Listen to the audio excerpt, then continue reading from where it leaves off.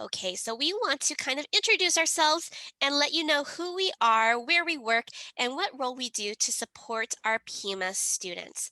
So, Carla, would you like to introduce yourself?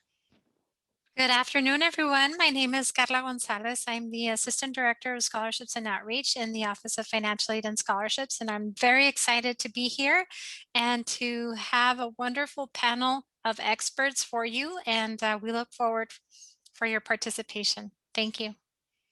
Thank you. And I am Renee Forsyth. My pronouns are she, her, and hers, and I'm the program developer for the first year experience program at Pima. Basically, if you're new to the college and you're within your first 30 credits, I want to get you connected with all the key resources to make sure that you have a successful journey toward your goals. Next, Juanita, will you please introduce yourself?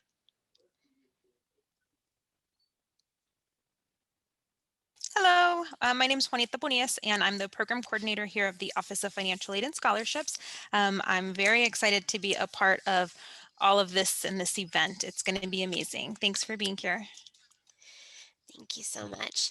And then we have our partners from OneAZ Credit Union, who is collaborating with us to host tonight's event and all of our Money Matters series. And so I'm going to have them introduce themselves. We'll start with the first person I see on my screen, Jason. Take it away. Okay, my name is Jason Carrick, and I'm the workplace banking manager for our central region here in the Phoenix area with OneAZ Credit Union. Been with the credit union for close to 3 years now, and been in my career in banking has spanned about 22 years or so. Thank you so much. And Joel, please introduce yourself. Good evening, everybody. My name is Joel Justin. I am the program manager in the northern region, covering everything north of Phoenix for the state of Arizona. I've been with OneAZ for over 5 years and have over 10 years in the financial industry. So thanks for having us on. Thank you. And Vanessa. All right. Do you want me to pop my badge up there so they have a local Please, contact? All right, please everybody. do. Yeah. My name is Vanessa Alfaro. I am here representing the South locally. My title currently is the Southern Region Sales Leader. So if you need anything, my direct Southern contact information is listed here. You can reach me at that number or email us. And we also just created an awesome landing page for Pima Community College where you can find more information if you need it here locally. Thank you so much. And we'll be sharing some links to that landing page throughout tonight's event. So thank you again. All right, for those of you who have just joined us, thank you so much and welcome to our event, Money Matters. Our featured topic for tonight is going to be budgeting. But real quick, I just wanted to give one last reminder for those who just joined us. We are recording tonight's event. And so if you do not want to be part of that recording, which we will be using for educational purposes, then just keep your webcam off. But otherwise, we really encourage you to have those webcams on just so that we can get to know you and build that sense of community.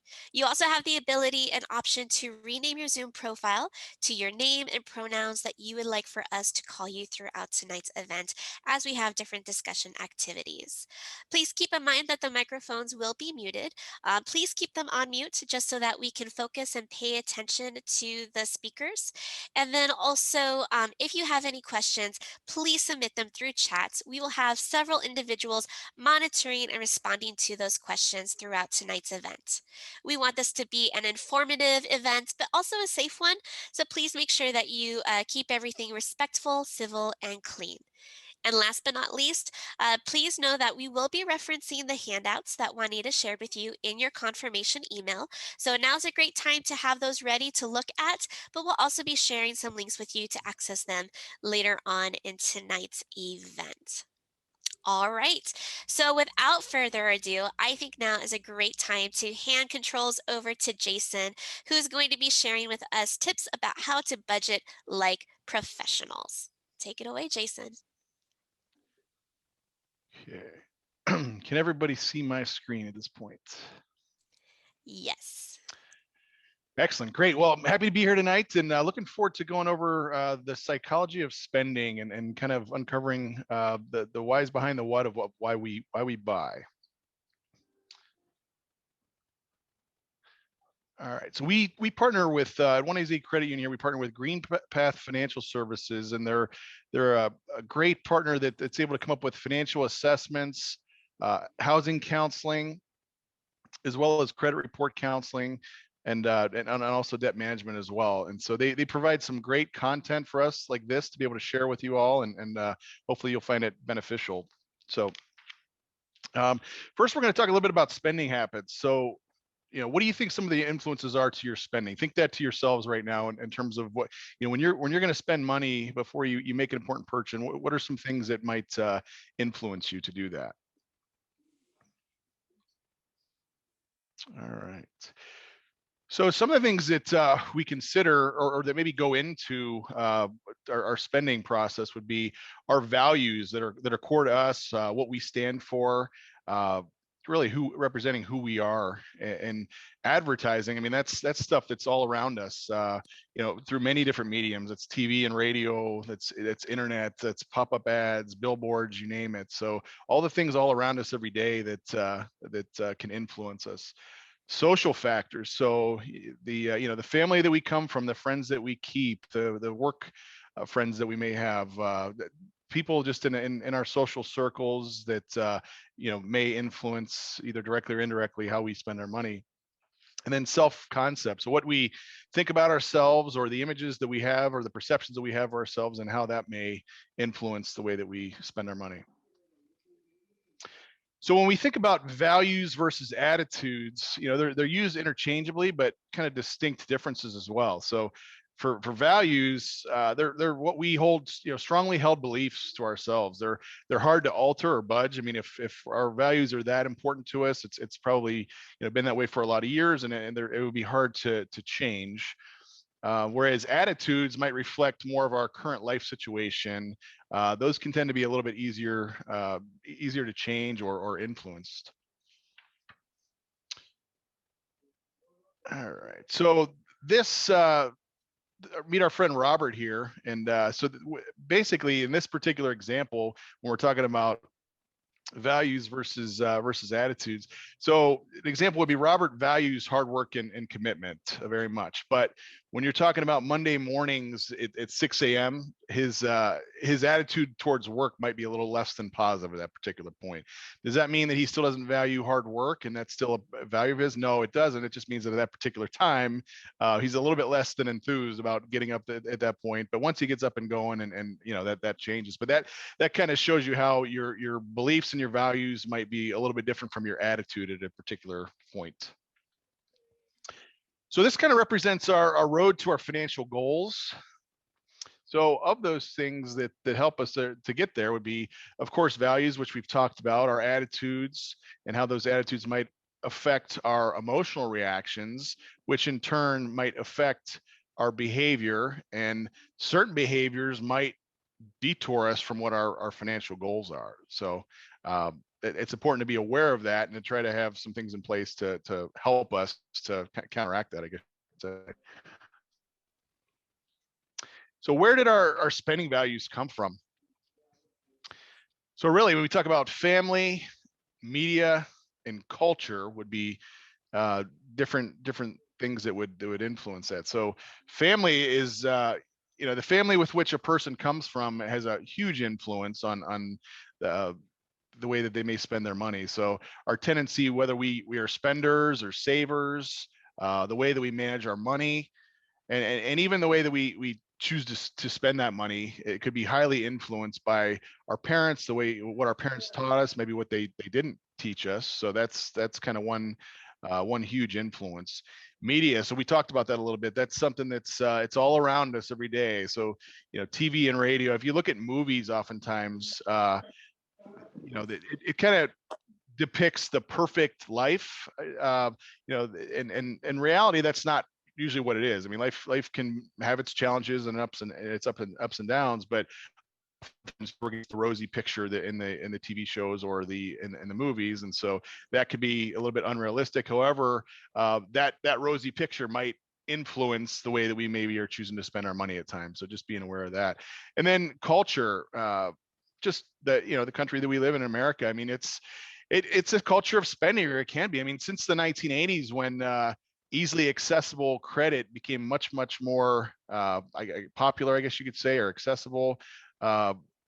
We've become more of a culture of buy now, pay later mentality. So, fair or unfair, many people judge others in terms of what they have, or maybe their material possessions, or so that's real, and that does exist, and that again can influence the way that we may spend our money. So this would be the point where we typically do a little activity where we go over our values. We're going to table this until at the end of the presentation. We're going to break off into small groups or little breakout groups, and we're going to take you through a couple of exercises that helps us to understand how our values, understanding what those are, and how they can not only impact our spending, but how we can then try to put some plans in place to ensure that they're in alignment with our goals. I'm going to kind of skip through some of this stuff because I mentioned again we're going to cover this at the end. All right. So Gandhi once said, "Your beliefs become your thoughts become your words in turn become your actions become habits become your values, and your values then become your destiny." So the question is, are your current spending decisions in line with your defined values? If not, then you want to think about maybe ways that we can make changes to the way we spend our money.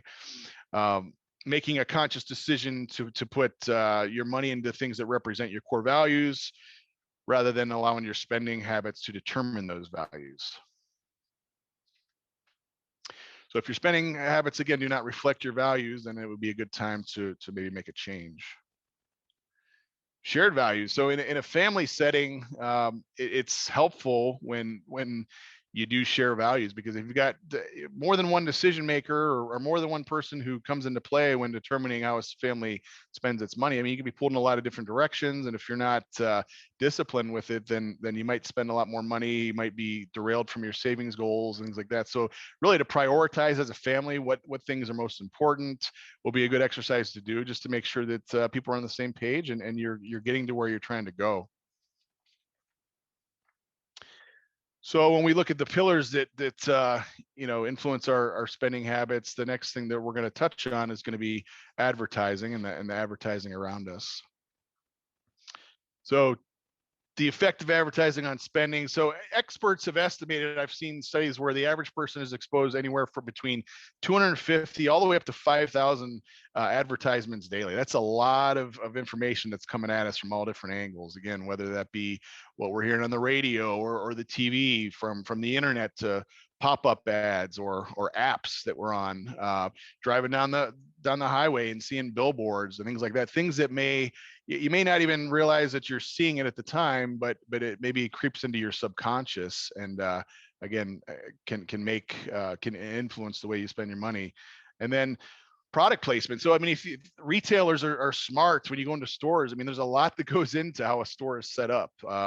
Different tactics and strategies that people put into place in terms of where we're placing these products, how much more likely you may be to buy something if it's at the checkout line versus at the back of the store. So just a lot of, I mean, the marketers and the advertisers are very, very smart, do a lot of research to see kind of what goes into making people spend their money. So knowing that those people are very smart at what they do, we have to be, again, that much more aware of it so that we can stay on track with our goals.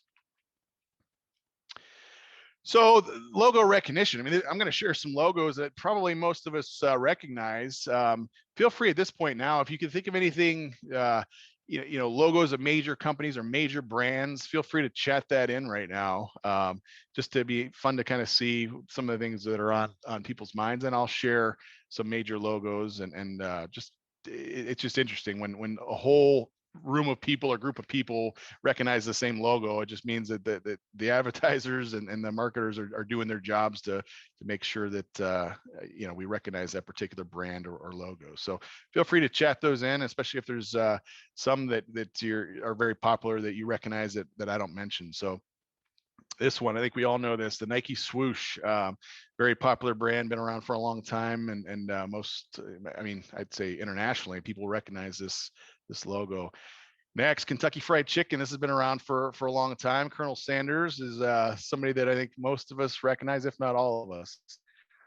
Starbucks. I know I personally drink Starbucks, as do many others, and it's a very recognizable American logo. Apple. Whether we have smartphones or iPhones in particular, Apple products. I mean, Apple's a very, very popular company, and that particular logo is very recognizable. Amazon. I personally am not one to go in malls as much anymore, but Amazon, I mean, especially around the holidays, you got something showing up to your door every other day from Amazon, and most of us can relate to that. Chili's. It's another logo or brand that's been around for a long time, and most of us can recognize. The Golden Arches of McDonald's. That's one that I think I would venture to say all over most parts of the world would be recognized, as it's in many different countries and not just in America. It's been around for a very long time, and again, recognizable. Twitter, the little Twitter birdie. I think that's something that most of us would know what that is. Target, the bullseye logo there. That's something that speaks volumes and gets us all on the same page and knowing what company that is. So, and I'm sure you all have additional ideas as well. And this kind of shows pictures of people using those products in their busy day-to-day lives. And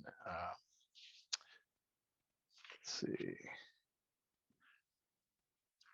All right. So when we're talking again about the pillars of spending habits, we've talked about values. We've just got done talking about advertisers and marketers. Now let's touch a little bit on social factors. So think to yourselves, what are some social circumstances that might affect our spending? And we'll cover that a little bit here. So I think about neighbors, family, friends, society at large, social class, socioeconomic status, maybe the type of job that we have. Those are all social factors that, again, may affect our spending. We'll touch on that a little bit more as to how that may work. Think about one example would be if somebody is working somewhere and whether you get a new job or you're working somewhere and you get a big promotion and your paycheck increases, oftentimes we'll see that our spending increases along with that. So I think it's important to have, again, a plan or a strategy in place to know that all right, how am I going to focus on paying myself first? Or maybe most companies have some sort of retirement plan or 401k plan in place. So if you're right now contributing 6% towards that and you get a big pay raise, maybe you decide to put an extra 3% and now you're contributing 9%. So you're paying yourself in essence before you even see it necessarily coming out of your check. Or if you've got a budget like we would recommend that most of you do, that again, you're paying yourself first, and maybe you're increasing the budgeted amount that you're going to save, or again, that you're paying yourself first.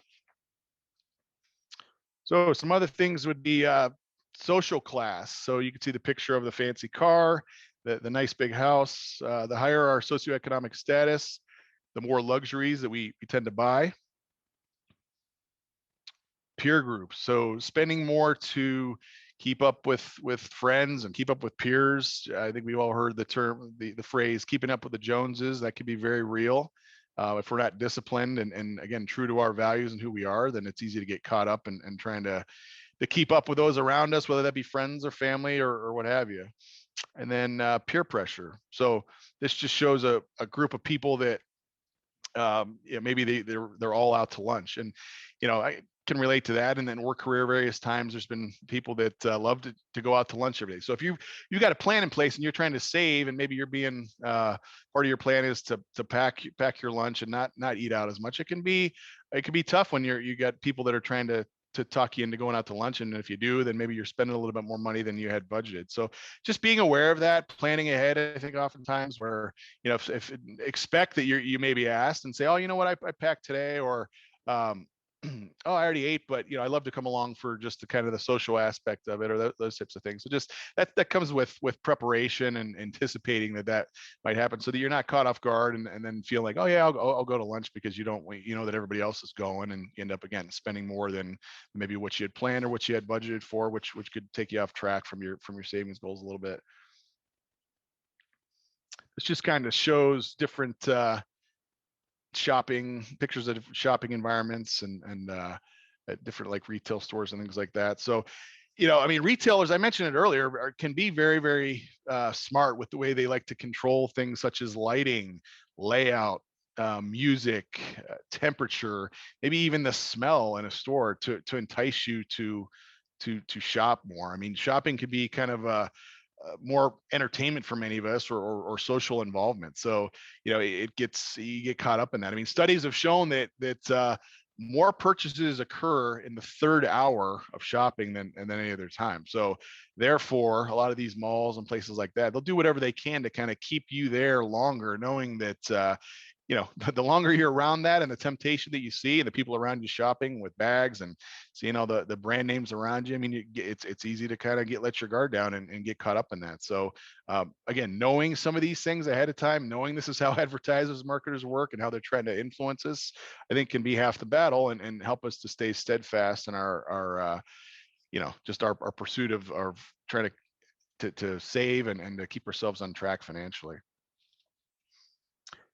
And then self-concept. So again, it's another factor or another one of the pillars that can influence spending habits. And so we'll dive into that a little bit more. So that's two of the most powerful words. What you put after them really can shape your reality.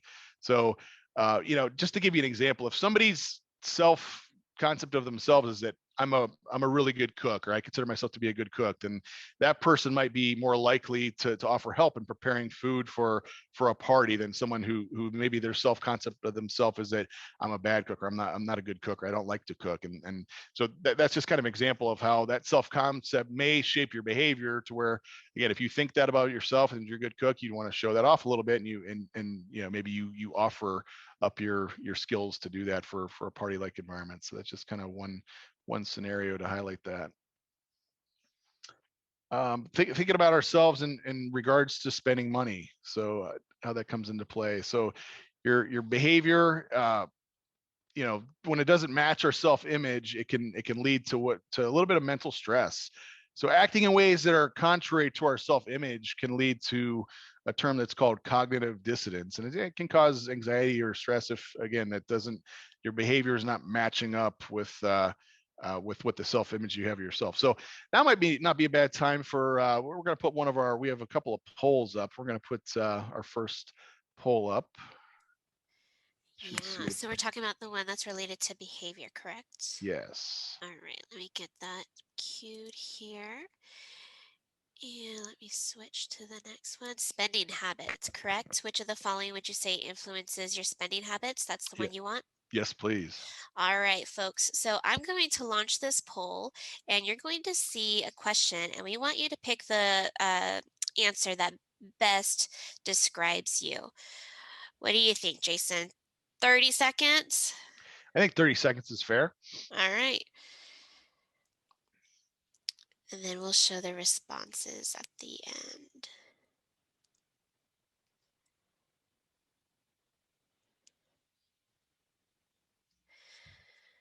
All right, 3, 2, 1.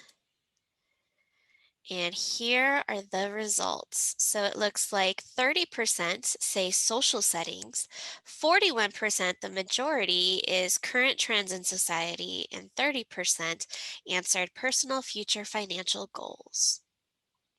Yeah, and I think if we think about that, based off what we've talked about already, again, and by creating more awareness, creating our goals, making sure we understand our values, how they align with those, it'd be nice, hopefully, to think with a plan in place, we could shift those percentages to more, 70% of you, to where your spending habits would align more with your personal future financial goals. And I think that once if you're not in the workforce already, those that get out into the workforce and you get your first job and those types of things, and that's a great time to kind of to start with a plan and try to start with the pursuit of that plan as well. But no, that's interesting information.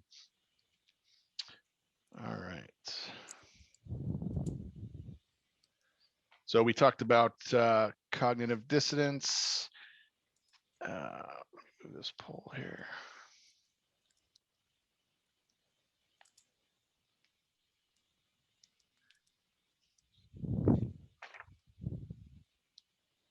Renee, if I X this out, is it gonna end the, or is it gonna? Exit out of what, the poll? Yeah. Yes. So just as a general comment to the group, I've ended the poll. If you still see the pop-up window, go ahead and just exit out of that poll, and then yeah, you can see All the right. presentation. Perfect. Okay. So we talked about it.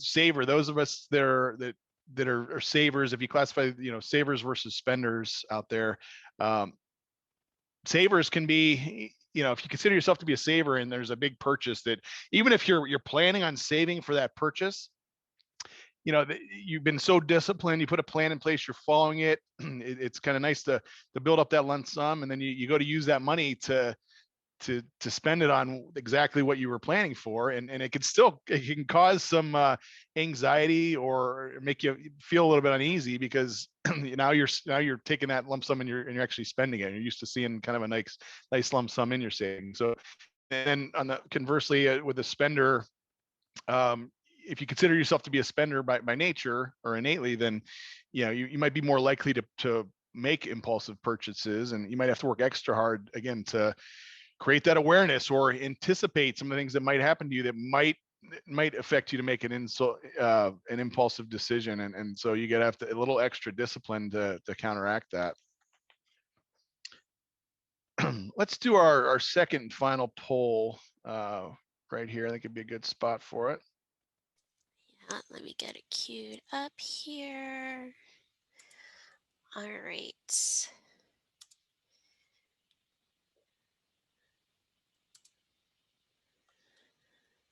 So you all should see the next poll question, which is, which of the following best describes your most recent expense purchase over $50? Please select the answer that best describes you, and we'll give you another 30 seconds.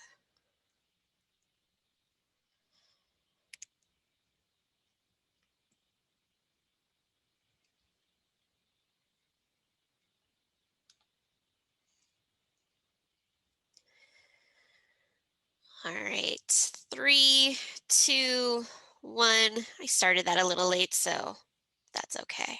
All right, so here is the results. I think that's pretty good. I mean, the majority of you, making a larger expense over $50, it's something that you're planning for, and I mean, that's a great start. I mean, that's yeah, it's different than maybe what I've expected, but then that's very good. And again, it kind of comes down to discipline and having a good plan in place to make sure that you can do that. You set a goal for yourself and you put the behaviors in place, and you get to it, and try to guard against some of those impulse purchases, or avoid putting yourself into settings or situations that are going to lead to those impulse purchases. um, Unexpected but necessary emergency responses. I mean, that's part of life. That's going to happen, and that's when it comes back to budgeting and some of the budgeting resources that we've covered before. And I think even in one of the links that you got today was kind of the budgeting worksheet that you can use. But you're factoring in for that, and knowing that you got to have a certain amount of savings for, whether you call it a rainy day fund, or to know that at some point an unexpected something is going to pop up, and if you're planning for it, you've got the money set aside to use it, and you can avoid credit to to pay for something like that. So all right. So with all that being said, just be trying to, if you're not where you think you should be, or you'd like to again, kind of change some of your behaviors so that you become a little bit more of a spender, knowing that paying yourself first is important. So when such an automated world we're in right now, it can be good and bad, but for the good part of it is setting and forgetting it, paying yourself first, whether that be you're participating in your retirement plan or the company that you work for, and you're not even seeing that money in your paycheck. So what you don't see, you don't miss, kind of. Learning to love saving. So the process of it, if even if you're not a saver now and you just start the small steps towards becoming that, I think we can learn that. We can learn to love the process of savings, and I think we can all be kind of wired that way, is working towards a goal, and those little habits kind of build up to get there. And then again, when at the tail end, we get into the breakout sessions, we'll talk about values again. And so I think if we know those values and we try to make sure that our spending aligns with our values, it's going to help to keep us on track. So, I mean, some things that we can do, we can ask ourselves before we make a purchase, especially if you consider yourself to be more of an impulse shopper, is asking questions like, "Why am I here? Will I use this? Do I really need this? Where will I put it?" I'll share kind of a story for myself there, a little bit embarrassing, but it'd be over the course of the quarantine early on, and I bought a golf net for my garage, and because I figured, it'd be good time to practice golf, and we have a 2-car garage, and so I set up the golf net in the garage, and my wife's like, what are you doing? Like, you need to park in the garage here, and there's no room for this. So that type of thing. If I thought to myself before I did that, where am I going to put this? Where am I going to keep it? Type of thing. Then I probably would have avoided making that purchase. What if I wait? If I wait on making this purchase that I'm going to, is it something that I'm still gonna that I'll still want in a couple of weeks or in a month from now? And if it is, then maybe it's something that you really want or need. And again, putting a plan in place where you can try to save for that. And then what else might I have to give up to afford this? So if again, you're spending a lot of money on a purchase, is there something else that you might need more than that you might have to forego because you're taking your money to spend on this? So just some questions that maybe if we add to our habits of asking ourselves before we make a big purchase, it maybe deters us from making more of an impulse buy like that golf net that I made. All right, so back to the road to our financial goals. So we've talked about values and how those values can affect our attitudes. Those attitudes in turn may create an emotional reaction, and then how that emotional reaction might create new behaviors for us. So we think about, we change our thinking and the way we think, and we're smart about it with a little bit of strategy, then we can change our behavior and be on the road to financial success. All right, another plug for our partner GreenPath Financial, who puts together the great content that we love to share. They're a nationwide nonprofit that provides financial education and tools for people to lead financially healthy lives. So, all right, this would be a great time for us to break off into our smaller groups so we can go through the exercise that I mentioned earlier. Fantastic. All right. So if this is your first time using a breakout room, or maybe it's been a while, allow me to explain what's going to happen. I'm going to open our breakout rooms. We are going to have them led by each of our leaders from Pima and OneAZ Credit Union. And we're going to be walking you through the activity workbook that Juanita shared with you in the confirmation email that was sent to you. Also, just so that it's easy for you to reference, Juanita is going to copy and paste a link to that in the chat right now so that it is a quick and easy click to follow. Keep in mind that the link that Vanessa will be sharing, or excuse me, the link that Juanita will be sharing in chat right now will be a PDF. However, attached to that email was a Word document version so that if you want to fill in your responses along the way, you can do so. All right, so there are the links to the documents. And again, we are going to be focusing on the Psychology of Spending workbook. Okay, so I'm going to open these breakout rooms. All that you will need to do is just, depending on your Zoom settings, it will either automatically move you into the breakout room, or you may see a pop-up window appears asking you to click the join button in order to get moved off into the room. I'm also going to be leading one of the conversations, and so if you do not see either of those two things take place, it means you're in my group in this room. All right, so please keep all hands and feet inside the Zoom session at all times while we move you off into these Zoom rooms. Have fun, and we will see you all back in about 10-15 minutes. If you see the join button, click join.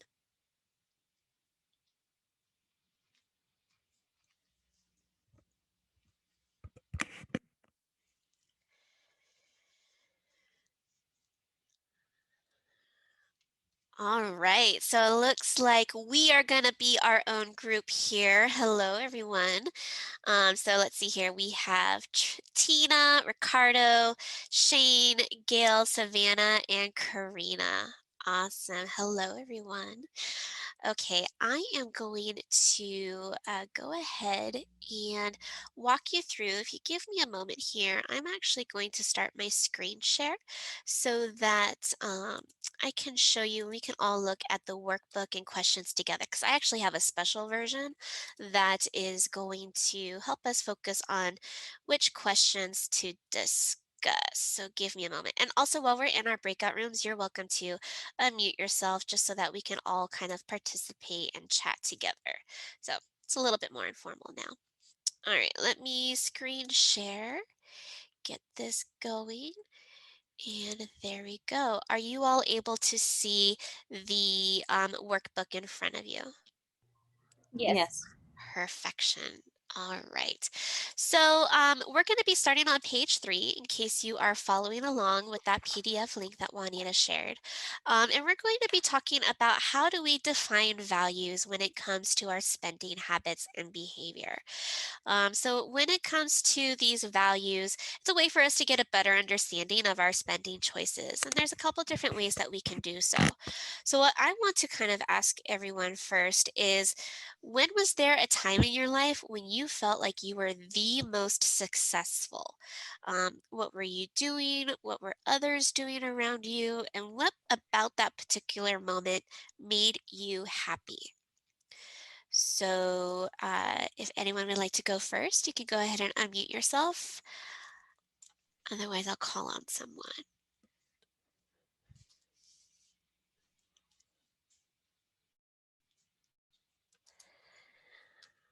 All right. Tina, do you want to get started? Even if just with what was the first thing that popped in your mind of when you felt the most successful? I would say financially most successful, not like, Sure. We'll go with a financial scenario. I would say when my career peaked and I was making an optimal salary and I could afford just about anything I wanted, which was dangerous. Oh, isn't that funny how sometimes we have those goals and then when you reach it, you realize that it's got pros and cons to it, just like anything else. How interesting. Definitely. How about Viviana?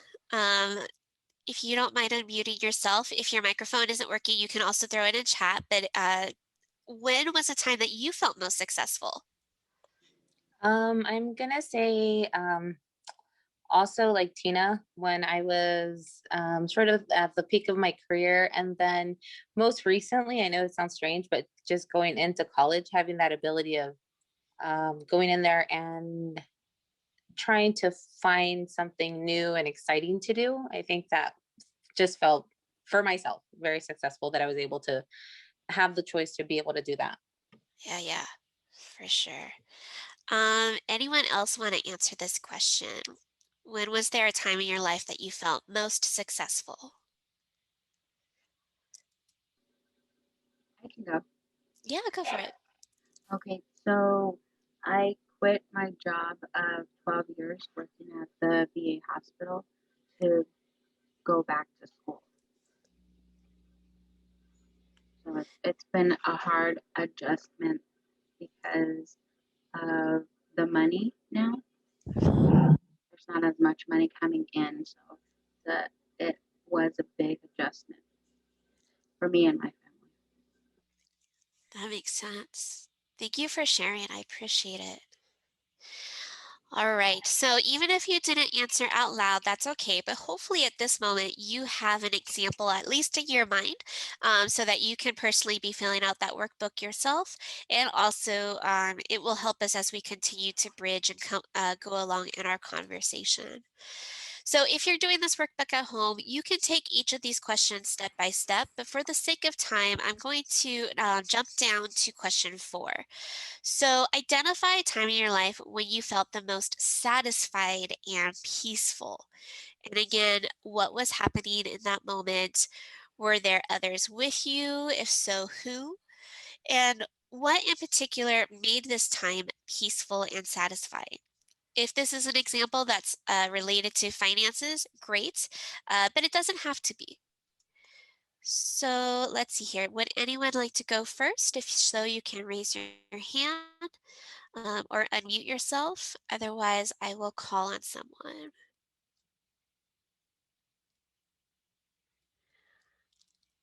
All right, Shane, how about you? P.S. I love the picture of that puppy in your profile. But do you have an example that you would like to share?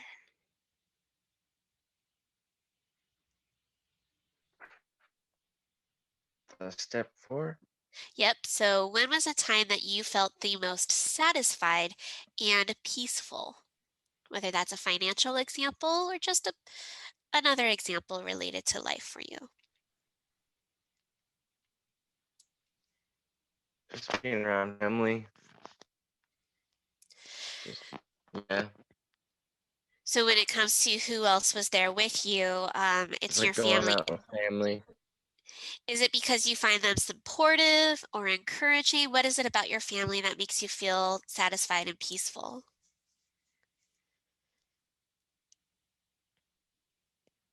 Um,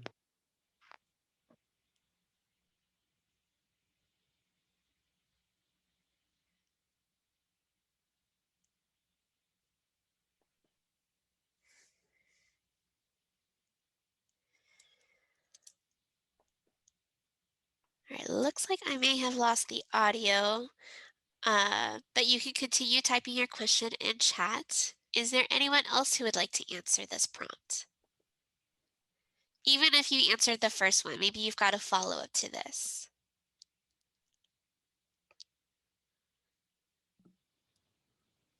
I'll go. Go for it. I would say at this very moment, like with the whole epidemic going on, like I just feel like I'm so lucky to be able to go to school, have my family healthy. I kind of feel like I'm more appreciative of everything that's around me now. Uh-huh. So at this time, I feel like this is probably the best time I've ever had, like just with everything going on. Isn't that interesting? You know, I've heard a lot of people talk about how, yes, the pandemic has been challenging and stressful in many ways, but at the same time, it's kind of brought some focus to what priorities are and gratitude for what we do have. And with, I think, renewed sense of priorities and focus, that brings that element of satisfaction and peace. So that's a very thought-provoking answer. Thank you for sharing that, Michelle. Anyone else? I definitely would have to agree with Michelle, but what I was going to share was kind of similar, I think, to Savannah. I, about 2 years ago, made the decision to step away from my longtime career of 20 plus years and start over. And so, luckily, I did because my employer went out of business during the pandemic. So, feel fortunate in that I'm restarting my second career and have the opportunity to go to school. So, That took a lot of courage. Good for you. All right, so now what we're going to do is skip down to where I am going to ask each of you to think of 3 or 4 values that you have identified when it comes to what helps you feel successful as well as satisfied. And for this particular example, I am going to ask you to think about it in regards to your finances and or academics. And so if you come up with more than 3 or 4 values, that is fine. But what tends to happen is that as individuals, our values are going to be applicable in more than just one area of our life. So if it is a core value, that means that because it is a core, it's going to be indicative of the decisions we make in our academics, in our personal lives, in our relationships, in our careers, and you guessed it, also in our spending behavior. So go ahead and take a few moments, write those down, or you can track them in your workbook. I will give everyone 30 seconds or so to brainstorm, and then I will ask you to share. And if you want, you can also type those in chat, and that way we know when the group is ready to move on. So once you have your list brainstormed, type those 3 or 4 values in for yourself in chat, and then we will discuss. I'll be right back.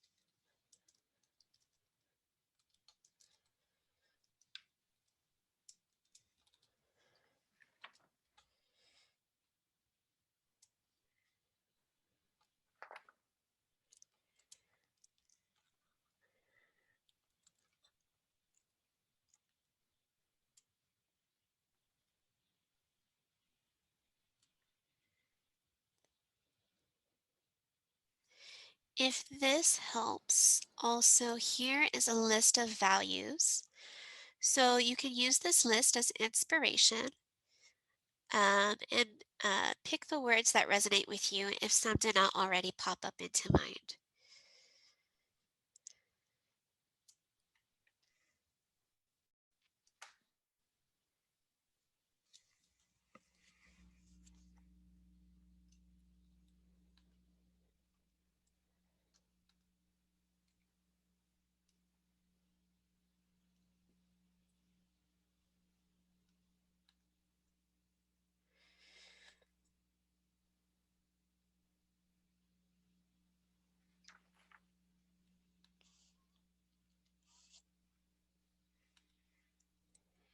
And again, once you've identified at least 3 to 4, please go ahead and add them into chat, just so that we can see where the group is at and discuss.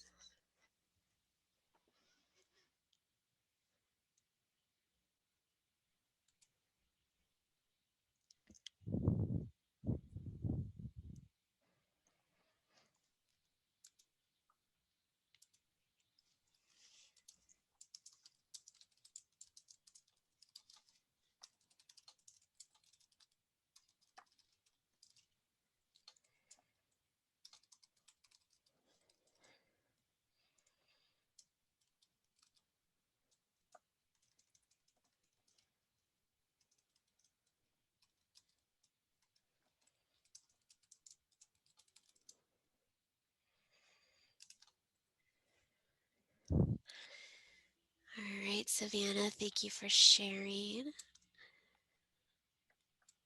I see that Viviana also did. Thank you.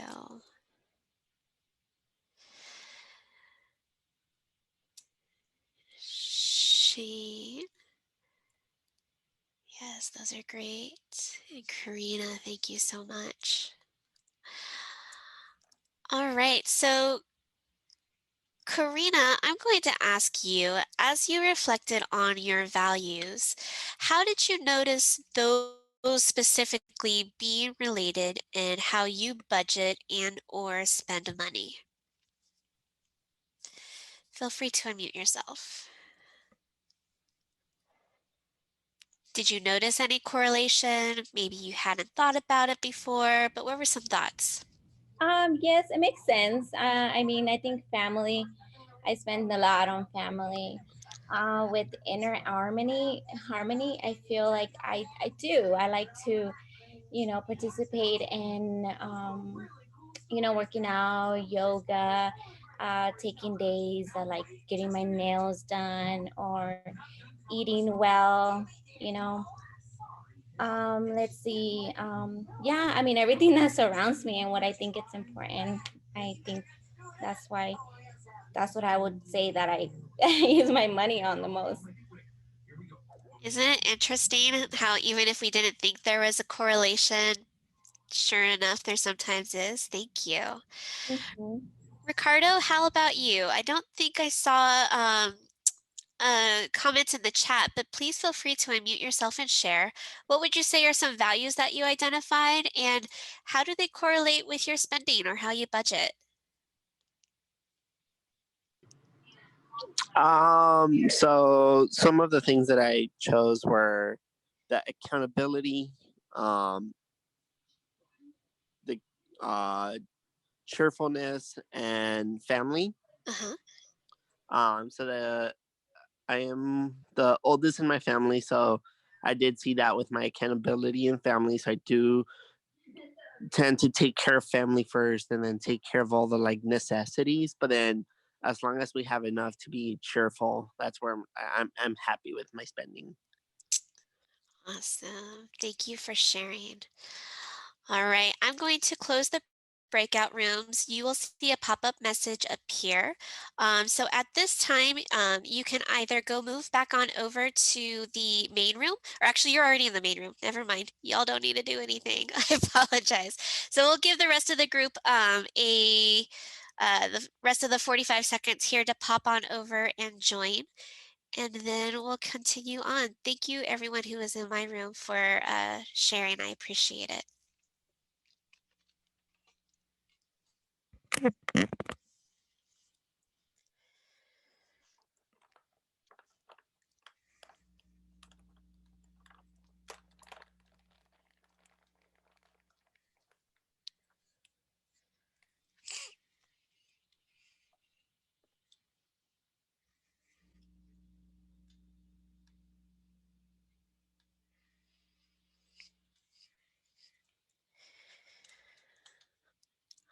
All right, Jason, at this point, everyone should be back from their breakout rooms, so I will hand the controls back to you.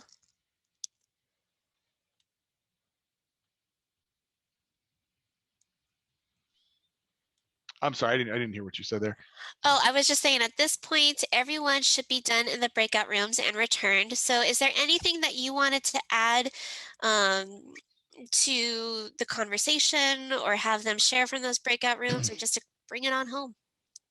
Yeah, I mean, I think it was it was a pleasure to cover this topic with you guys. I think it's important. It's understanding all the different influences out there that are hard-earned money that we earn, and how we're spending it. And at the end of the day, many of us want to be successful, and we want to be able to retire someday. And if you're smart and you have a good plan in place, and you're aware of some of what those things out there that you're combating, it's just going to help you to stay on track with your goal. Most of you now have gone through the exercise where you've kind of identified your values to be able to ask yourself questions. This purchase, does it align with who I am and my core values? And if it doesn't, then maybe that's a good reason, to steer clear of making that purchase. And also good to get some feedback, at least from my group, in terms of other types of topics that maybe they'd like to hear in the future. And just love being a part of this. Yeah, so I think that's also something great. So for the rest of the group, if there's any future topics that you would like to see us discuss and present at the Money Matters, please add that to chat. Also, now is, I think, a time where we'll open up any other questions from the group. You can add them in chat. And then Vanessa and Jason are going to kind of field those questions, whether it's something that follows and piggybacks off of something that Jason discussed, or just any other questions while we have the experts available to us.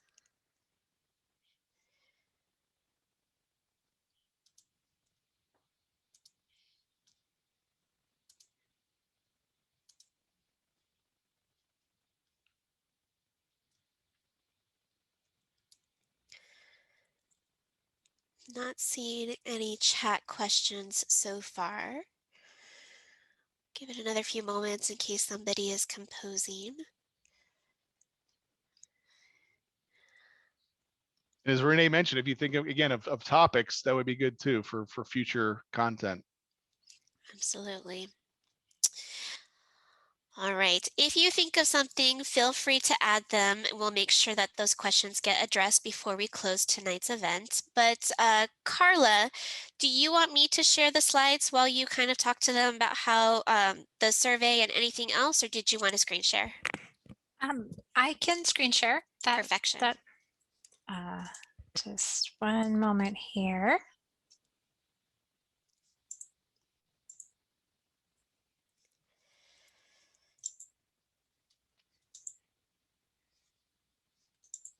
All right, can everybody see my slide? Yes. Awesome. So we really want to just thank everyone for being here today. It was quite a great session. I really enjoyed all the conversation we had, especially in the break room. I really enjoyed it. Thank you everyone for sharing.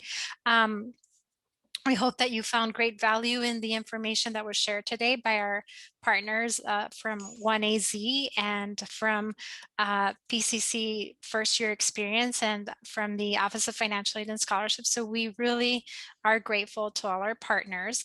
We do want to remind you that was mentioned earlier, we do have an upcoming session on March 11th. So stay tuned. It'll be at a different time from noon to 1:30, but we do encourage you to attend. So if you haven't registered, we will be sending out the link to register again.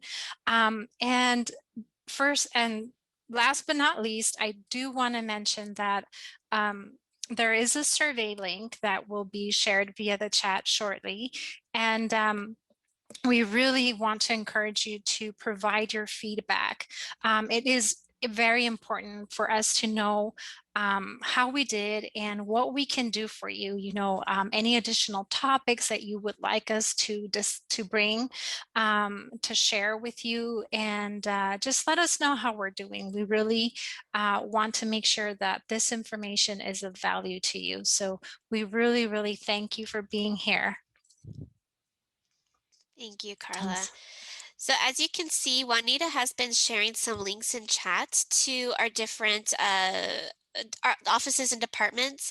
Also on the next slide, Carla can show what our final links are, but that survey link is the one that we really want you to pay the most attention to. OneAZ has a really cool certificate of completion that we want to share with you, but in order to receive that certificate of completion, we need you to complete that survey so that we know where to email it to. So please complete that survey. Also, we will be emailing that to you so that you have some time to complete that. It shouldn't take too long, maybe just 60 seconds of your life. And I'm going to go ahead and ask Juanita to share that survey link one more time, just so that, because sometimes it gets buried. But again, once we receive that, then we will be sending you an email with your certificate of completion. And also in that survey, there's an opportunity to opt into OneAZ following up and communicating with you in case you want to learn more about their financial institution, some opportunities that they have for opening up savings accounts. Vanessa or Jason, do you want to talk any more about that, or maybe show the landing page for Pima? Yes, I can definitely pull up that landing page and give you a little back history, because I don't think we went too much into who we really are. All right, so let me pull that up here.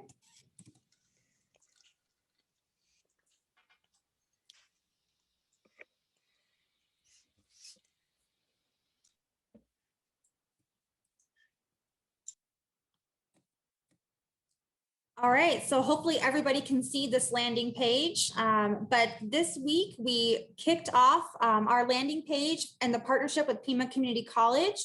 This is now a live link, which has also been shared in the chat.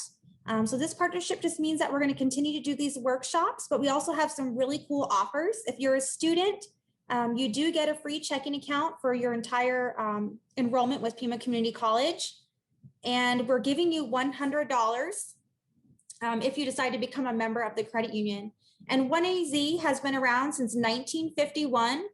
We are the second largest credit union here in Arizona, so we're easily accessible. But definitely check out the landing page. It gives you all the information. And this is something that the Pima faculty and staff members can also take advantage of through this partnership.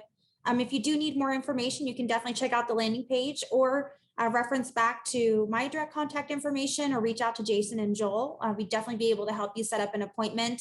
But we are a not-for-profit organization, so credit unions are different than banks. We are member-owned, so that means you all are shareholders.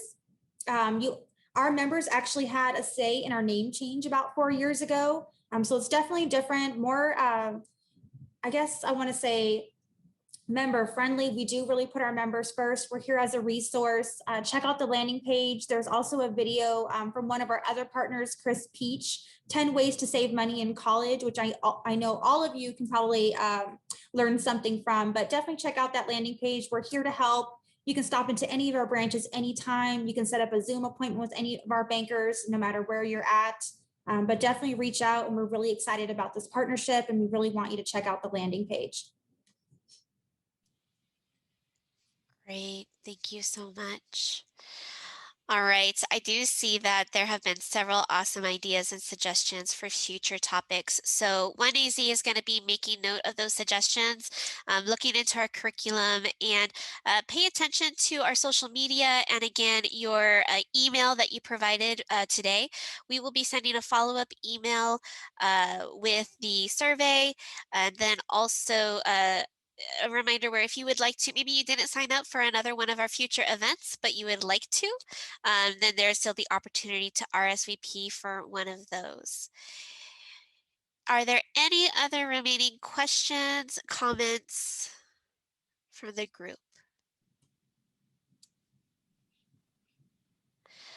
All right, well, if there are and you would like to ask us, feel free to hang around and ask them. Otherwise, please work on that survey. Pay attention to your email for that survey so that we can follow up and send you your certificate of completion. And if you wish, so that OneAZ can also follow up and contact you. Otherwise, please don't hesitate to reach out to us at our contact information that we shared at any point in time. We are here to be of support to you. Thank you so much for joining us tonight for our Money Matters event, and we hope to see you in March at our next one. Thank you so Thank you, much and have a everybody. great Thanks, night. everyone. Have a great night. Thank you. Great job.